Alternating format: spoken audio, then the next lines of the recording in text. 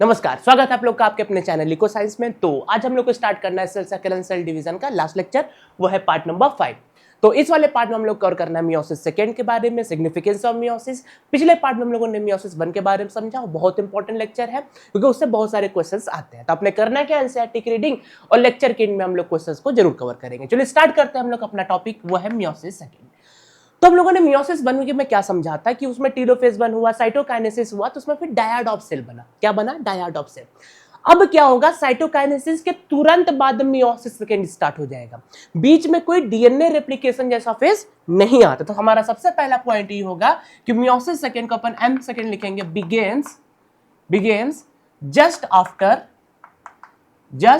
After cytokinesis. बीच में कोई DNA replication का फेज इसमें दिखाई नहीं देगा आपको।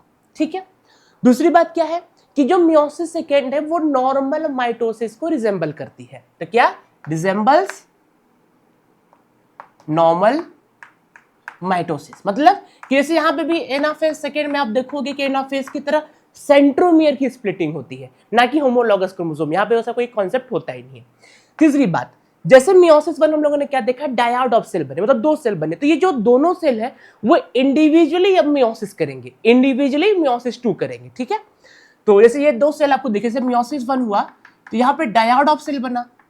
ठीक है। अब क्या होगा, ये इंडिविजुअली जो होगा वो मियोसिस 2 करेंगे, मियोसिस 2 करेंगे तो फिर टेट्राड ऑफ सेल आपको देखने को मिलेगा। हम लोग समझेंगे एक एक करके।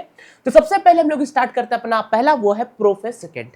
तो प्रोफेज सेकेंड में क्या होता है, वही आपके नॉर्मल प्रोफेज की तरह न्यूक्लियर इनवेलप, न्यूक्लियर सारी चीजें डिसअपियर कर जाएंगी, सेंट्रियोल अपोजिट पोल की तरफ मूवमेंट करना स्टार्ट कर देगा और क्रोमोसोम और भी कॉम्पैक्ट हो जाएगा। क्या बोला? वही नॉर्मल सी बात है कि न्यूक्लियोलस, न्यूक्लियर इनवेलप डिसअपियर मतलब कि न्यूक्लियोलस गायब हो जाएगा, न्यूक्लियर इनवेलप का तो ब्रेक डाउन हो जाता है। ठीक है, ये ब्रेक डाउन हो जाएगा। ठीक। उसके बाद आगे क्या होने वाला है, chromosome become more compact, chromosome become more compact. फिर क्रोमोसोम क्या हो जाएगा, और भी ज्यादा कॉम्पैक्ट हो जाएगा। आसानी से बात समझ में आ गई कि प्रोफेज सेकेंड में नॉर्मल प्रोफेज की तरह ही सारा काम हो रहा है। क्रोमोसोम और भी कॉम्पैक्ट हो जा रहा है, न्यूक्लियर इनवेलप, सारी चीजें क्या हो जा रही है, डिसअपियर कर जा रही है। प्रोफेज 1 में तो काफी लंबा चीज हो रहा था। ठीक है। अब हम लोग अगला फेज स्टार्ट करेंगे, वो है मेटाफेज सेकेंड। अब मेटाफेज सेकेंड में क्या होता है कि जो क्रोमोसोम है वो लाइन करेंगे अपने आप को कहां पे, अलोंग द इक्वेटर। तो chromosome align along this is along equator. अच्छा, तो फिर वही इक्वेटोरियल प्लेट या मेटाफेजिक प्लेट का फॉर्मेशन हो जाएगा। क्या फॉर्म हो जाएगा यहाँ पे, मेटाफेजिक प्लेट। अब मेरे को आप बताओगे कि यहाँ पे सिंगल मेटाफेजिक प्लेट का फॉर्मेशन होगा या डबल मेटाफेजिक प्लेट का, बताओ। सिंगल मेटाफेजिक प्लेट का, क्या होमोलॉगस क्रोमोसोम वाला कॉन्सेप्ट ही नहीं है। ठीक है। तो यहाँ पे कैसा, सिंगल मेटाफेजिक प्लेट का फॉर्मेशन होगा। मैंने एक सेल को उठा के देखा, जो डायड ऑफ सेल था, मैंने एक सेल को उठा के देखा। वैसे दूसरे सेल में कोई सी चीजें होंगी, लेकिन मैं एक सेल में आपको बता रहा हूं। ठीक है। तो इसमें क्या हो जाएगा कि जो क्रोमोसोम है वो अपने आप को अलोंग द इक्वेटर अलाइन कर लेगा, सिंगल मेटाफेजिक प्लेट का फॉर्मेशन होगा। फिर क्या होगा कि जो माइक्रोट्यूब्यूल है वो काइनेटोकोर से जो है वो अटैच कर जाएंगे। ठीक है, वो भी लिख लेते हैं हम लोग कि microtubule from opposite pole of spindle fiber attached to kinetochore। अच्छा, ये मेरे को आप बताओ कि यहाँ पे non sister chromatid term use होगा कि नहीं? हो ही नहीं सकता कि होमोलॉगस क्रोमोसोम का कॉन्सेप्ट ही नहीं यहाँ पे, तो सिस्टर क्रोमेटिड वाली बातें यूज होंगी। ठीक है, बहुत ही नॉर्मल सी बात है कि microtubule from opposite pole from spindle fibre of spindle fibre attach to kinetochore. ठीक है, आप फ्रॉम लिख तो ज्यादा अच्छा रहेगा। ठीक है, मतलब समझ रहे नहीं बात, क्योंकि माइक्रोट्यूब्यूल अब कहां से काइनेटोकोर से अटैच कर जाए। क्यों? क्योंकि अब क्या होगा, सेंट्रोमियर के अगले फेज में सेंट्रोमियर की स्प्लिटिंग हो जाएगी। अब तो जब सेंट्रोमियर स्प्लिट हो जाएगा तो ये अब अपने लेंथ में शॉर्ट एंड होगा। स्प्लिटिंग हुआ है क्यों? क्योंकि अपने लेंथ में शॉर्ट कर जाएंगे तो अपोजिट पोल की तरफ मूवमेंट करेंगे। तो स्टार्ट करते हैं एनाफेज सेकेंड। अब एनाफेज सेकेंड में क्या देखने को मिलता है, यहां पे सेंट्रोमियर की स्प्लिटिंग हो जाती है। Centromere splits. अच्छा, अगर सेंट्रोमियर स्प्लिट कर जाएगा तो सिस्टर क्रोमेटिड यहां पे सेपरेट हो जाएगा। क्या हो जाएगा? Sister chromatid separates.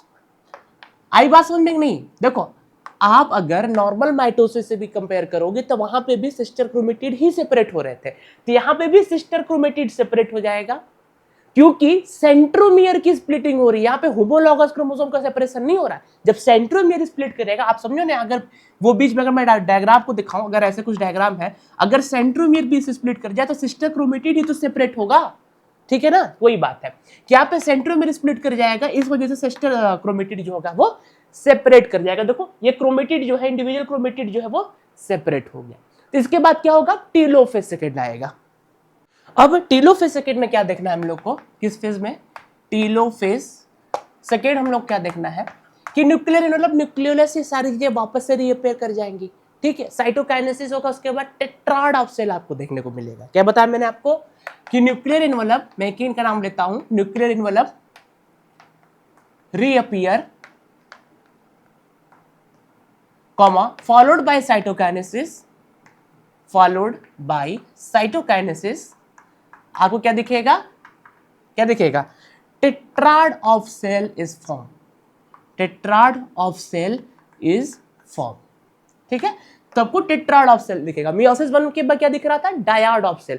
बात को समझो क्या होता है। अगर मैं नॉर्मली बताऊं, अगर एक सेल है, ये मियोसिस 1 किया, तो इससे आपको डायड ऑफ सेल दिखेगा। आपको जैसे यहाँ पे डायड ऑफ सेल ही दिख रहा है क्योंकि मैंने एक सेल को कंसीडर किया जो मियोसिस 1 के बाद काम कर रहा है। तो जब ये मियोसिस सेकेंड करेगा, मैंने लेक्चर की शुरुआत बताया है कि दोनों सेल इंडिविजुअली मियोसिस 2 को परफॉर्म करेंगे, ठीक है। ये दोनों सेल इंडिविजुअली जब मियोसिस 2 को परफॉर्म किए, तो इससे 2 सेल, इससे भी 2 सेल, तब वो क्या दिख गया? Tetrad of cell. क्या दिखा? Tetrad of cell. आई बात समझ में? एक और बात मैं आपको बताना चाहता हूं रिगार्डिंग एनाफेज, एनाफेज 2 और एनाफेज के रिगार्डिंग मैं आपको बात बताना चाहता हूं कि एनाफेज और एनाफेज 2, जब मैं एनाफेज बोल रहा हूं तो इसका मतलब माइटोसिस के एनाफेज की बात हो रही होगी, और एनाफेज 2 मतलब मियोसिस सेकेंड के एनाफेज की बात हो रही होगी। तो इसमें सेंट्रोमियर की स्प्लिटिंग होती है। अब लिख लो इस बात को, सेंट्रोमियर यहां पे स्प्लिट करता है। वही एनाफेज फर्स्ट, अगर मैं एनाफेज फर्स्ट की बात कर रहा हूं तो उसके बारे में बात कर रहा हूं मियोसिस 1। तो यहां पे क्या होता है? यहां पे होमोलॉगस क्रोमोसोम सेपरेट करता है, होमोलॉगस क्रोमोसोम सेपरेट्स। समझ गए मैं क्या बता रहा हूं? मैं ये बोल रहा हूं कि एनाफेज और एनाफेज सेकेंड मतलब, एनाफेज मतलब माइटोसिस का, एनाफेज सेकेंड मतलब मियोसिस सेकेंड में सेंट्रोमियर स्प्लिट करता है। वही एनाफेज 1 मतलब मैं मियोसिस 1 की बात कर रहा हूं, वहां पे होमोलॉगस क्रोमोसोम सेपरेट कर जाता है। अब हम लोग स्टार्ट करेंगे सिग्निफिकेंस ऑफ मियोसिस। तो सिग्निफिकेंस ऑफ मियोसिस से रिलेटेड 2 बातें बहुत इंपॉर्टेंट है। वो क्या है? सबसे पहले कि ये मियोसिस क्या करता है? Conservation of specific chromosome number, ये एनसाइटिक लाइन है, conservation of specific chromosome number of each species is achieved across generation in sexually reproducing organism. Meiosis ensure करता है कि conservation of specific chromosome number sexually reproducing organism में। ठीक कैसे करता है भाई? कैसे कर सकता है? देखो आप, मैं अगर ह्यूमन में एग्जांपल बताऊं, अगर मैं आपको ह्यूमन में एग्जांपल दिखाऊं तो देखो 46 है, 46 क्रोमोसोम है, 23 पेयर में है, 23 पेयर में है। जो आपके गैमीट होते हैं उसमें क्या हो जाता है? मियोसिस होता है तो वो 23 हो जाते हैं। समझ रहे हो बात? नहीं, जो 46 क्रोमोसोम थे, ये 23 पेयर की बात नहीं कर रहा हूं, 23 क्रोमोसोम हो जाते हैं आफ्टर मियोसिस, क्योंकि 2n से n होता है। अगर 2n 46, उसका आधा 23 ही होगा। आई बात समझ में? अब देखो क्या है, अगर सपोज करो कि यहाँ पे मियोसिस हो ही ना, तो अगर एक मियोसिस हो ही ना तो 46 से जब, अब इसमें क्या होगा? फर्टिलाइजेशन होता है। अगर नॉर्मल प्रोसेस समझो तो फर्टिलाइजेशन होता है, तो फर्टिलाइजेशन से वापस ये 46 हो जाता है जाइगोट, जाइगोट और जाइगोट के बाद एम्ब्रियो वगैरह, तो एम्ब्रियो से फिर अपना ऑर्गन डेवलपमेंट होने लगता है। तो आप समझो बात को कि अगर 46 क्रोमोसोम था, ये गैमिट है, तो गैमिट में मियोसिस हुआ तभी तो जाके 23 हुआ। मियोसिस के बाद गैमिट बने जो 23 हुआ, फिर वापस से फर्टिलाइजेशन हुआ जिसमें जाइगोट जो है 46 क्रोमोसोम वाला हो गया। अगर मियोसिस नहीं होता, मतलब गैमिट फॉर्मेशन के दौरान अगर मियोसिस ना होता, तो ये भी कितने होते हैं? 46 होते हैं और 46 होते हैं। ठीक है, ये कितने होते हैं?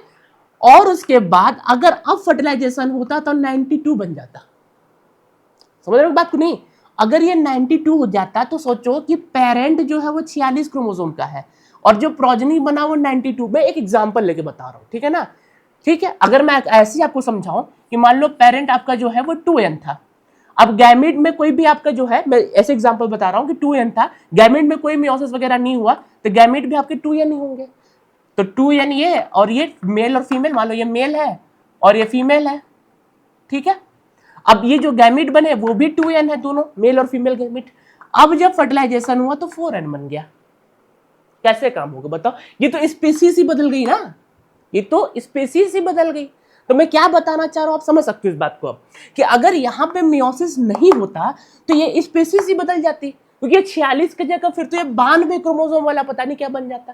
भाई इतना ज्यादा क्रोमोसोम बदल जाएगा तो स्पीसीज से चेंज हो जाएगी। तो इस वजह से मियोसिस जो है वो कंजर्वेशन ऑफ क्रोमोसोम नंबर के लिए इंपॉर्टेंट होता है, ठीक है।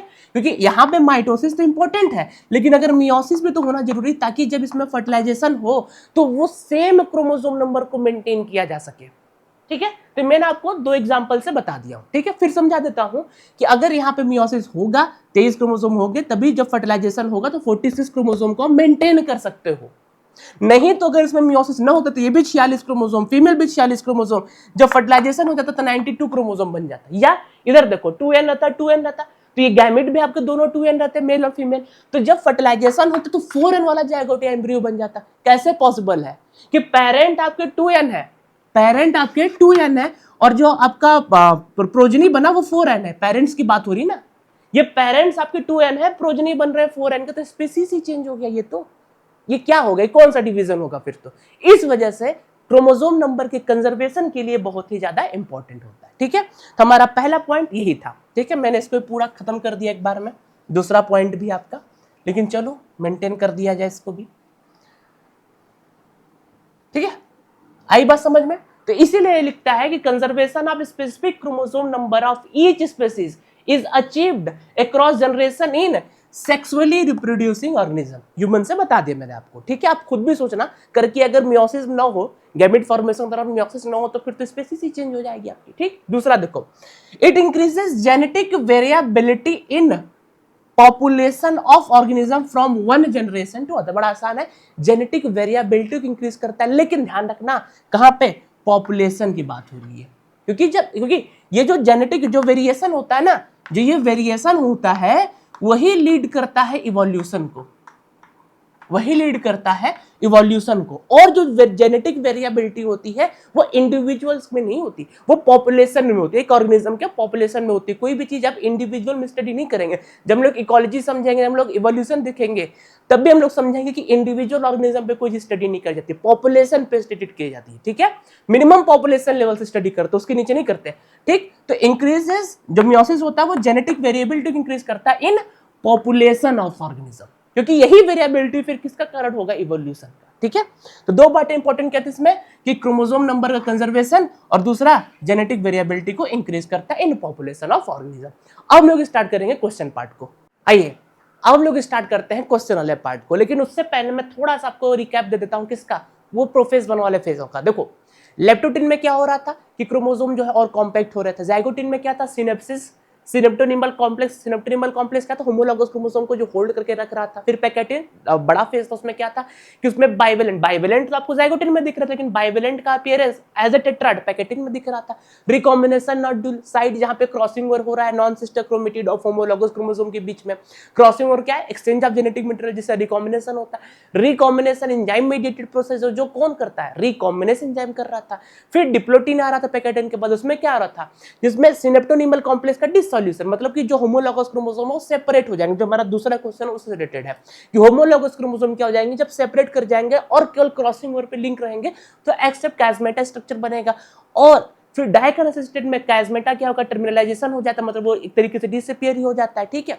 फिर न्यूक्लियस से सारी चीजें गायब हो जाती है और diakinesis represent transition to metaphase one. आप पिछले लेक्चर में, आप इसे करने से पहले आप पिछले लेक्चर पे समरी वाले पार्ट में जरूर जाके देखो, ये सारी चीजें एक साथ मैंने बता रखी है, ठीक है। तो चलिए अब स्टार्ट करते हैं question number first.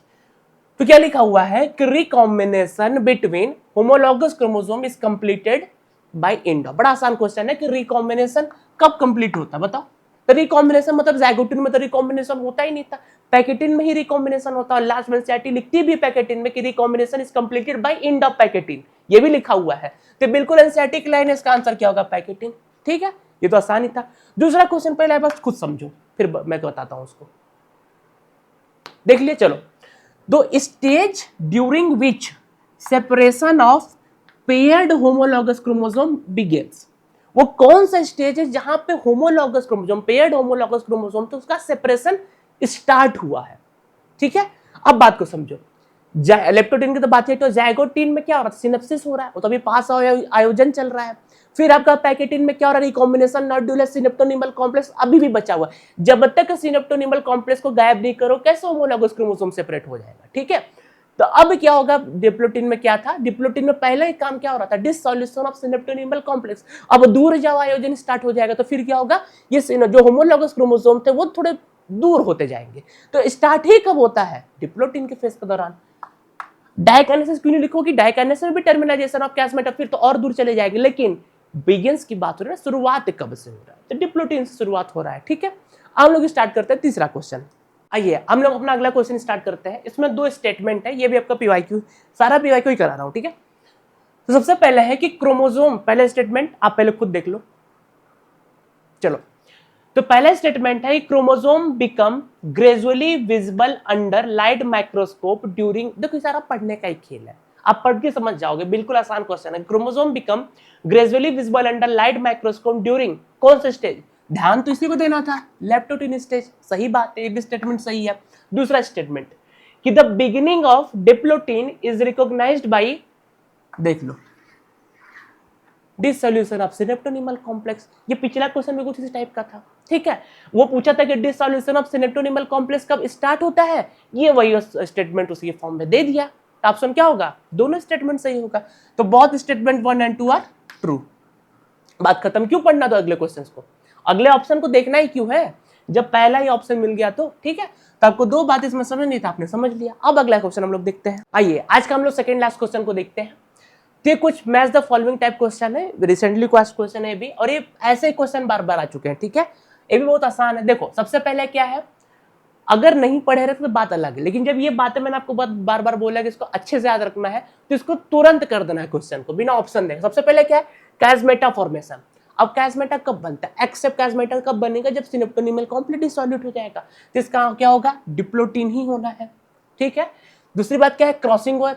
Crossing over मतलब रिकॉम्बिनेशन नॉड्यूल कब बन रहा है? पैकेटिन स्टेज में, तो ये पैकेटिन स्टेज में हो जाएगा। ठीक है, इसका मतलब ए का थर्ड ऑप्शन होगा, बी का आपका फर्स्ट ऑप्शन होगा। ठीक, सिनेप्टोनिमल कॉम्प्लेक्स फॉर्मेशन, सोचना ही नहीं है सिनेप्टोनिमल कब बनता है भाई, जाइगोटीन स्टेज में दिख रहा है, तो इसका मतलब इसका फोर्थ ऑप्शन होगा। ठीक, फिर क्या? टर्मिनलाइजेशन ऑफ कैसमेटा कब होता है? डायकाइनेसिस में होता है, तो इसका ऑप्शन सेकेंड हो जाएगा। अब मिलाओ, पहले देखो ए का थर्ड हो जाएगा, बी का क्या हो रहा है? Synaptonemal crossing over pachytene, B का फर्स्ट, ए भी सही है।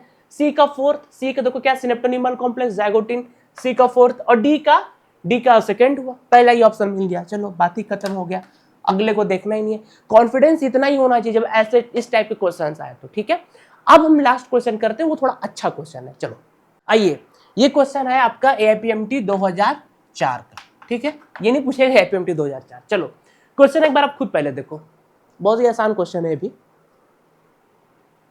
चलिए अब सॉल्व करते हैं इसको, जो सॉल्व कर लेगा उसे टॉफी अपने पैसे से। चलो, if you are provided with root tips of onion in your class and are asked to count the number of chromosome, पता है ओनियन रूट टिप में हम लोग मियोसिस परफॉर्म भी करते हैं, एक्सपेरिमेंट जब देखते हैं तो प्लांट में आसानी से दिख जाता है। If you are provided with root tips of onion in your class and are asked to count the chromosome, which of following stage can you most conveniently look into.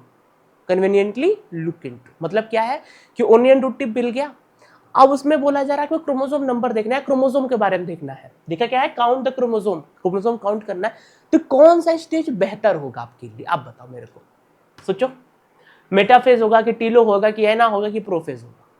अगर प्रोफेज के बारे में बात करोगे तो कॉम्पेक्शन होता ही रहता है उसको, लेकिन अगर मेटाफेज के बारे में बात करोगे तो एनसीईआरटी क्या बोलती है कि इसमें morphology of a chromosome is best studied. तो जहां पे क्रोमोसोम आपको अच्छे से दिखेगा वहीं पे ना स्टडी करोगे। और दूसरी बात क्या है कि मेटाफेज में सारे क्रोमोसोम ही एक साथ एक लाइन में खड़े हो जाते हैं, सारे एक साथ एक लाइन में खड़े हो जाएंगे। तो जब एक साथ एक लाइन में खड़े होंगे तब आसान होगा गिनना, कि टूट के तितर बितर हो जाएंगे तब होगा। भाई एनाफेज में क्या है, अभी टूट के तितर बितर नहीं हो गए तो एनाफेज में मजा नहीं आएगा। मेटाफेज में सारे एक साथ एक लाइन में खड़े हैं, तो इसमें आपको क्रोमोसोम काउंट करने में आसानी होगा। इस वजह से इसका आंसर क्या होगा, मेटाफेज। ठीक है, ये भी क्वेश्चन आ सकते हैं तो उसको देख लेना। अब हम लोग नेक्स्ट चैप्टर स्टार्ट करेंगे, वो है बायोमोलिक्यूल। Thank you.